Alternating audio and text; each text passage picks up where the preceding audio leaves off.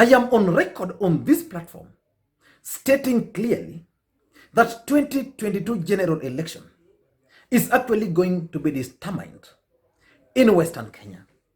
And yesterday, there were rumors on these platforms, Facebook, Twitter, and everywhere, that Raila Odinga, Musalia Mudavadi, and Moses Wetangula, together with other members of parliament, had been called for a meeting at Ndugu Francis Atwoli's residence in Kajiado.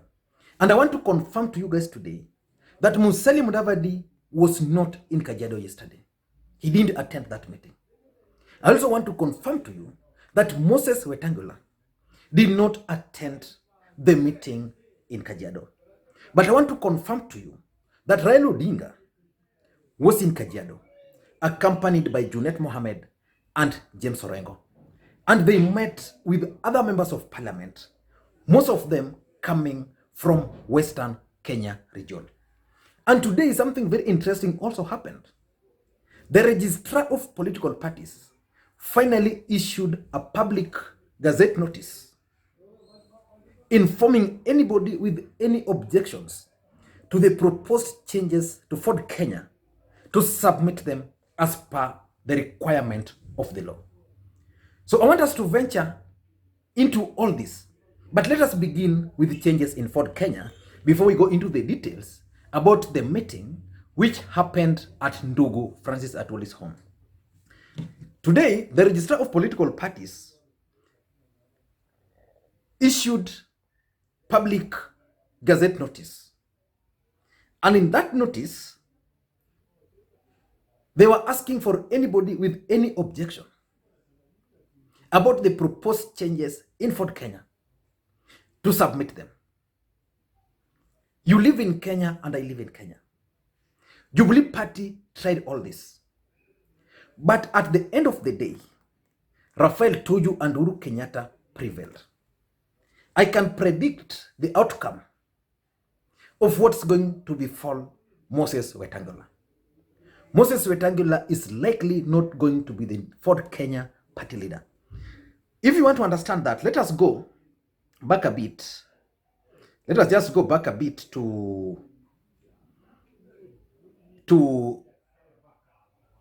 let us go back a bit. I'm just looking for a document here, which was written to on 4th. On 4th, Registrar of Political Parties responded to both Eseli Simeyu and Moses Wetangula. Remember, after that coup, which was staged and Wafula Wamunyinyi took over, both Eseli Simeyu and Wafula Wamunyinyi team submitted the documents to Registrar of Political Parties. Moses Wetangula and his team also submitted their documents to Registrar of Political Parties. And on 4th, the Registrar of Political Parties responded to all of them. I just want to read the part which was significant. It says, the submissions has since been reviewed against relevant laws, including the Political Parties Act 2011, Ford Kenya Party Constitution, and the records of the party held in this office. The following has been noted. That one is what they noted on the submissions by Eseli Simeyu. They only noted one thing, that the statutory form PP7 was not properly signed by the authorized official as per records held by the office. So this is the reason they did not submit. I mean, this is the reason why they rejected those proposed changes. And then at the same time, they also responded to the documents which were submitted by the Ford Kenya leader, Moses Wetangula, by that time. And it says also that following a review of the documents submitted against the relevant laws, including the Political Parties Act 2011, Ford Kenya Party Constitution, and records of party held in the office, the following gaps have been noted. That's the gaps noted in the documents which was submitted by Moses Wetangula. And for Moses Wetangula, there are actually two gaps. The first gap is in line with Article 37 and 50 of Ford Kenya Party Constitution, the NEC and PG held on 31st May 2020 did not meet the applicable quorum to hear and determine disciplinary matters. And two, the statutory forms PP27 on the notice of change of party officials was not filed. Remember, when Estelle Simiyu and Wafula Wamunyinyi staged this coup, Ford Kenya leader Moses Wetangula also engineered the removal of Estelle Simiyu. So in their thinking, Estelle Simiyu was now going to be removed as the party official, and they convinced that that disciplinary committee, and the registrar is clear that they did not meet the quorum. So none of these guys met those quorum. Then they were given time to go out there, fix those mess, and come back. So Estelle Simiyu and the team then went and fixed that particular problem, and then even went ahead further and notified the public through publications in the Daily Nation and the Standard. At least those ones I saw. On the other side, Moses Wetangula then went through one of the lawyers. So they did not meet this requirement. And once Estelle Simiyu submitted those documents, what has happened now is they met those requirements. So anybody who has objections, now like Ford Kenya now, or the current chairman, party leader, Moses Wetangula, his only hope now is that gap of submitting objections. And the registrar further issued another communications today, which Kenyans actually poked holes on. And they were saying, let me just read for you that document. I hope I have it here. It's saying, subject, gazettement of intention of change for the Kenya officials. It says, I normally have problems reading in light. I have problems with reading from the phone. Our attention has been drawn to media reports circulating in relations to the intentions of change of Ford Kenya Party officials via the Gazette Notice number 3893 of June, 8th June 2020. The Office of Registrar of Political Parties would like to clarify that the process of notification of change is as specified under Section 20 of Political Parties. The Gazette Notice seeks written submissions or objections concerning the intended changes. At this point, the changes are only intended and have not been effected. The entire process for the notification of change or amendment of party particulars, including officials, is outlined under Section 20 of Political Parties Act as read together with Political Parties Regulations 2019 and the respective. The Office of Registrar of Political Parties has and will continue to execute its mandate. They are making that clarifications because Kenyans had actually started wishing Moses Wetangula good luck outside there because they had concluded that the Registrar of Political Parties has actually kicked out Moses Wetangula. That's not the case. The case is once they receive all the documents, then they put them in Kenya Gazette. And that's what they have done. So these guys have 7 days to write objections. So the registrar will go through those objections. If they meet requirement as per the law, then Moses Wetangula is going to remain the chairman. If not, he's going to be kicked out. But from my own understanding, and from the way I know this country operates, and from the way Estelle Simiyu has been handling this matter, I am sure Moses Wetangula might be in for a rude shock.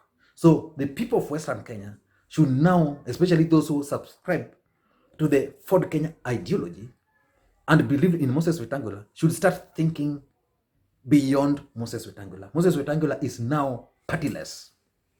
Now back to the meeting at Atwoli's home. In that meeting, the content is still very scanty because it was secret meeting. The previous one, which Atwoli met with the leaders from Western Kenya, was not private. It was public, and it raised a lot of concerns. In fact, this meeting, which was held yesterday, up to now, Nobody has even seen a single picture. But that meeting took place.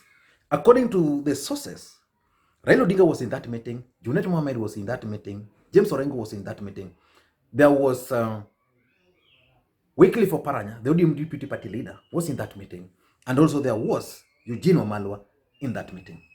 And there were several members of parliament, senators from Western Kenya, and some not from Western Kenya. But the content of that meeting still remains very scanty. But according to sources, Raila Odinga is keen on consolidating the Western Kenya bloc. If you've forgotten, yesterday, was it yesterday or the day before, I explained here about Raila Odinga's grand scheme to outwit Musalia Mudavadi and Moses Wetangula in Western Kenya. And because Musalia Mudavadi and Moses Wetangula are also not sleeping, they also reacted and met William Ruto and actually plotted on how to ensure that Raila Odinga no longer controls Western Kenya. And their strategy was very simple. Craft anti-Raila Odinga's messages or messaging for the people of Western Kenya. And they impact on that. And if you listen to Boni Atwoli recently, he was very clear. And his attacks were only directed on two individuals, Raila Odinga and Raila Odinga and Francis Atwoli. Because according to them, those are the problems. These guys still have a lot of influence in Western Kenya. And for Mudavadi and Wetangula to jump ship to William Ruto's camp, they must first deal with the Raila Odinga. So they have to portray Raila Odinga as someone who cares less about the people of Western Kenya, someone who is thankless, someone who the people of Western Kenya has always voted for without direct benefit. The fact is, Moses Wetangula Moses Wetangula benefited from Raila because without Raila, he would not have been majority leader for 6 years. Musalia Mudavadi was deputy prime minister for how many years? 5 years. Without Raila, he would not have been. Oparanya was a cabinet minister under Raila, and during that period, several others. You go to Vihiga, Musalia Mudavadi's home turf. The speaker, former speaker, Marende, was elected speaker courtesy of Raila Odinga. Nobody even knew Kenneth Marende by that time because he had just been elected. But they want to create that narrative. So Raila Odinga met with these people to figure out how they are going to counter those anti-Raila Odinga's messaging. Number two, Raila Odinga is keen on consolidating Western Kenya for the purposes of 2022. Moses Wycliffe Oparanya and Eugene Wamalwa were on the ground. They tried everything. The reception was not very good because these guys were really prepared for them. So they now went there to discuss the feedback, and after discussing the feedback, the strategy on how they can consolidate the Western Kenya bloc. Because Western Kenya is going to be key for Raila Odinga or for any other presidential candidate in this country.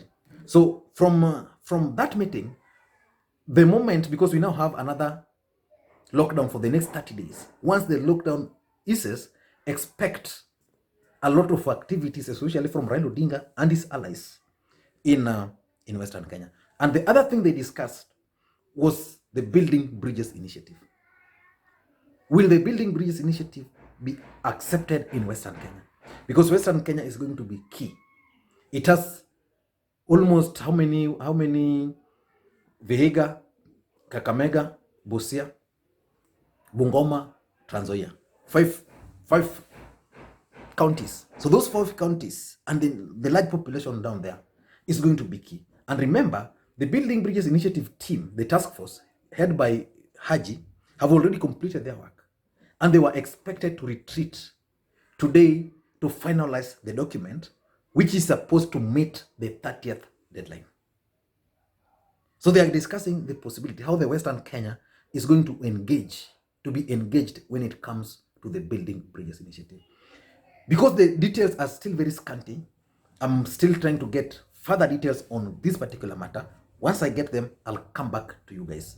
But for now, if you're bumping on this video for the first time, please just take a second or two, hit the subscribe button so that next time we produce a video like this, you get notified. Thank you guys, and please, may you have a good day. Bye bye.